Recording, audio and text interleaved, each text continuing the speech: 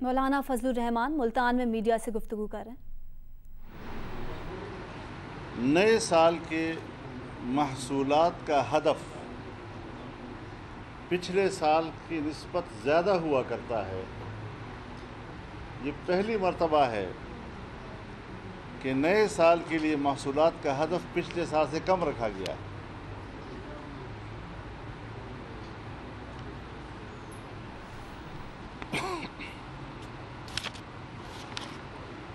پچاس سال میں پہلی مرتبہ ٹیکس گروتھ ریٹ منفی میں گیا ہے۔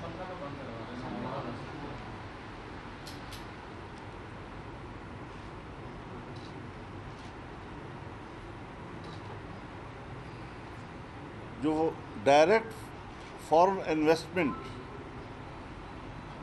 اس میں 50% کمی پہلی مرتبہ آئی۔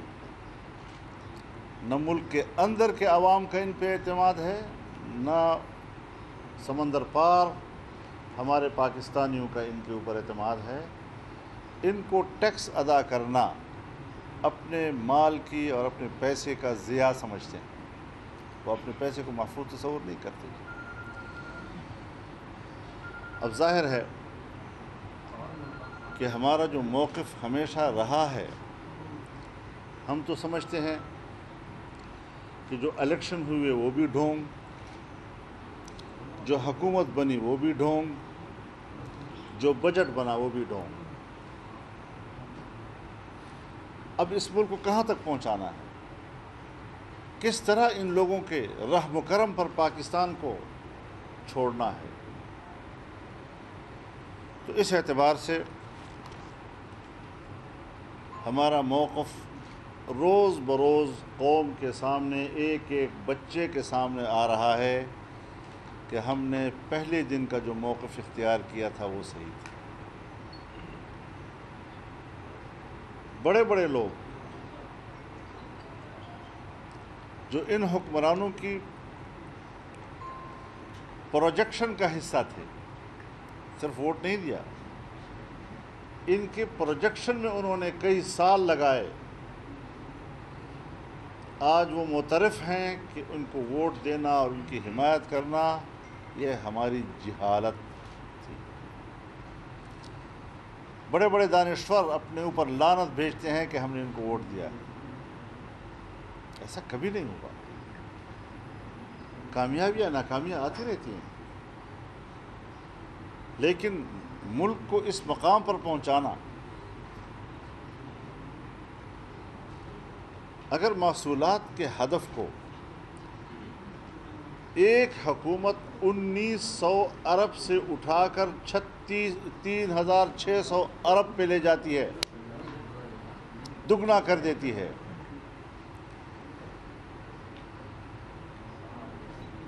تو پھر آج اس کے ساتھ کیا موازنہ کیا جا سکتا ہے؟ یہ کیا موازنہ ہے جو آج ہم دنیا میں کر رہے ہیں؟ اور پھر بھی کہتے ہیں جی احتساب ہوگا۔ کس چیز کا احتساب؟ ایسے احتساب پر تو حکمرانوں کو شرم آنی چاہیے تھی۔ صوبہ خیبر پختونخوا میں انہوں نے خود ہی ایک احتساب کمیشن بنایا۔ جب دیکھا کہ اس احتساب کے شکنجے میں خود ان کے منسٹرز آ رہے ہیں اور حکومت آ رہی ہے، تو پھر اس کے اختیارات ختم کر دیے، اور اگلی حکومت آئی تو کمیشن ہی ختم کر دی۔ فارن فنڈنگ کیس ہو، بی آر ٹی کا مسئلہ ہو پشاور کا،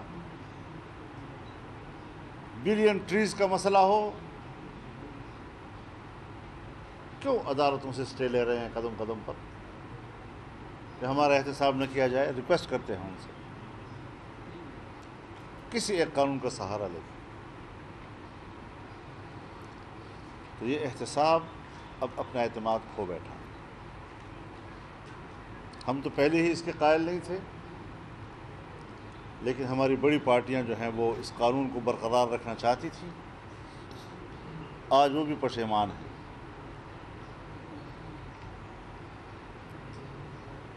ایسی صورتحال میں ایک قومی یکجہتی کی ضرورت ہے۔ ہم نے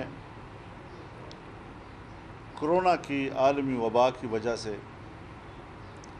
جس فراخ دلی کا مظاہرہ کیا اور ہم نے انتظامیہ کے ساتھ تعاون کا ہاتھ بڑھایا،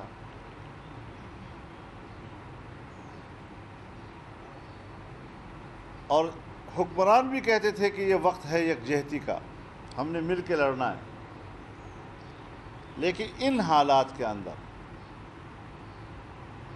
غیر متنازع ایشوز کو، غیر متنازع معاملات کو دوبارہ متنازع بنانا، جیسے 18ویں ترمیم کا مسئلہ لے آئے،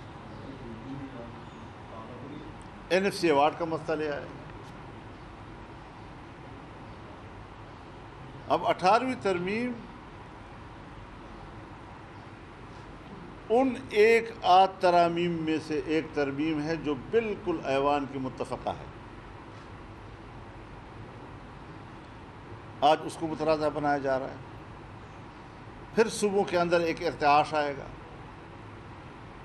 پھر وہاں پر محرومی کے احساسات اٹھیں گے، اور جبکہ آئین کہتا ہے کہ NFC ایوارڈ کے تحت صوبوں کے حصص کو کم نہیں کیا جا سکے گا، آئین صوبوں کے حصے میں کسی بھی طرح کی کمی کو تسلیم نہیں کرتا۔ یہاں دباؤ ڈالا جا رہا ہے کہ صوبے اپنے حصے کم کریں۔ فاٹا کے عوام کو دربدر کر دیا گیا ہے، کوئی انتظام وہاں نہیں ہے، کوئی پولیس نہیں ہے، کوئی انتظامیہ نہیں ہے۔ اور میں آپ کو یہ بتا دوں کہ پورے فاٹا میں لینڈ ریفارم تھے ہی نہیں، لینڈ ریکارڈ ہے ہی نہیں،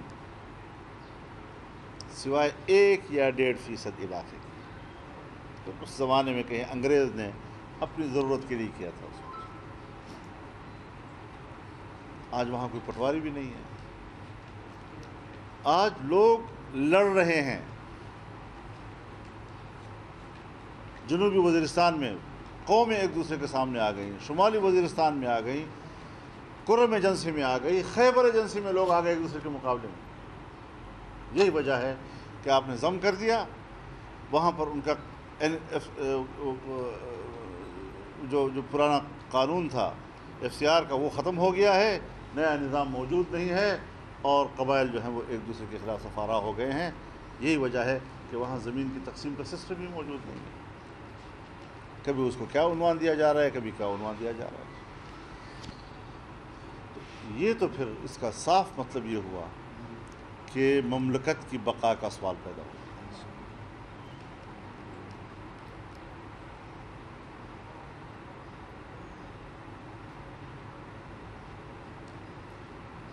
جن اداروں کی ذمہ داری اسٹیٹ کا تحفظ ہے، مشکل یہ ہے کہ ان کی تربیت اس طرح ہوئی ہے کہ دفاعی قوت سے اسٹیٹ کو تحفظ دیا جا سکتا ہے، جبکہ میں کہتا ہوں کہ دفاعی قوت ہر چند کے ناگزیر ہے، لیکن آج معیشت کی تباہی اور اس کا جو سٹیپ ڈاؤن ہوا ہے وہ ریاست کے لیے خطرہ بن گیا ہے۔ یہاں پر ریاست کی حفاظت کی ذمہ داری کس کی ہوگی؟ اس کا ذمہ دار کون ہوگا؟ تو یہ وہ ساری انتہائی اہم امور ہیں۔ نئے حالات میں آپ کے پاس سوالات ہوں گے، آپ پوچھ سکتے ہیں انشاءاللہ۔ ہمیں بلدیاتی الیکشن نہیں چاہیے، ہمیں جنرل الیکشن چاہیے۔ یہ جعلی اسمبلیاں ہیں، جب تک یہ جعلی اسمبلیاں موجود ہیں، اس ملک میں بلدیاتی الیکشن کی طرف لوگوں کو متوجہ کرنا، ان کے قومی اسمبلی اور صوبائی اسمبلیوں کے ووٹ کے حق سے ان کو دستبردار کرنے والی بات ہے۔ دو بیوروکریٹس دے دیے گئے ہیں جنوبی پنجاب کا نظام چلانے کے لیے، ایڈیشنل چیف سیکرٹری اور ایڈیشنل آئی جی، اس کے بارے میں آپ کیا کہیں؟ میں نے اس کو اسٹڈی تو نہیں کیا ہے، لیکن یہ عادتی آڑ بٹیر والی بات ہے. ایک تاثر دے رہے ہیں کہ جیسے ہم نے جنوبی پنجاب کو بڑی اہمیت دی ہے، لیکن میں نہیں سمجھتا کہ جو یہاں کی پبلک کا ڈیمانڈ ہے یہ اس ڈیمانڈ کو پورا کرتا ہے یا اس سے یہ لوگ مطمئن ہو سکتے ہیں. مولانا صاحب یہ بتائیے کہ آٹا چور، چینی چور، آئل کی چوری اور آئی پی پیز کی چوری اور بجلی کی مہنگائی، ساری چیزیں جو ہیں یہ حکومت کی کیبنٹ میں بیٹھے ہوئے مخصوص لوگ جو ہیں اس میں ملوث ہیں، لیکن اس پر کوئی ایکشن نہیں لیا جا رہا اور نہ ہی اپوزیشن اس پر کوئی مضبوط آواز اٹھا رہی ہے. بہت اچھی بات آپ نے کی ہے. بڑے آسان ایک فارمولہ آپ نے دے دیا ہے. ہم چوروں کی تلاش میں ہیں، ہم چوروں کو پکڑیں گے. چور مل نہیں رہے تو اب تو چور مل گئے نا، اب تو تمہاری کابینہ میں بیٹھے ہیں تو جلدی سے پکڑ لو ان کو، اگر تم واقعی چوروں کو پکڑنے کے لیے آئے ہو تو. ورنہ پھر کہہ دو کہ ہم ڈرامہ ہیں اور صرف ایک لفظ سے ہم قوم کو مطمئن کرنے کی کوشش کر رہے ہیں. اس طرح قوم مطمئن نہیں ہوا کرتی. آپ نے پورے ڈرامے کا نقشہ کھینچا ہے. آپ ایک عرصے سے آواز بھی اٹھا رہے ہیں. کورونا کے دنوں میں آپ کی آواز تھوڑی سی بڑھ گئی تھی، اب لاک ڈاؤن کم ہوا ہے تو آپ کی آواز سامنے آئی ہے. لیکن ان قوتوں کے بارے میں جو کسی نہ کسی طرح حکومت کو سپورٹ کر کے بڑی جماعتیں ہونے کا دعویٰ کرتی ہیں، ابھی اسمبلی میں بیٹھی ہیں، اپوزیشن ہونے کا دعویٰ بھی کرتی ہیں، تو ان کے بارے میں کیا کہیں گے؟ جب تک وہ اس بات کو محسوس نہیں کریں گے، آپ کے یہ جو اتنا بڑا ڈرامہ آپ نے کیا ہے اس کو کیسے بندر عام تک پہنچائیں گے؟ یعنی آپ کا مطلب یہ ہے کہ معاملہ دونوں طرف سے خراب ہے. حکومت کو سپورٹ کرنے والے بھی ڈاواں ڈول ہیں اور اس کو اپوز کرنے والے بھی ڈاواں ڈول نظر آ رہے ہیں. میرے خیال میں یہاں پر اب درمیانی راستے اختیار کرنے. مولانا فضل الرحمان پریس کانفرنس کر رہے ہیں ملتان میں.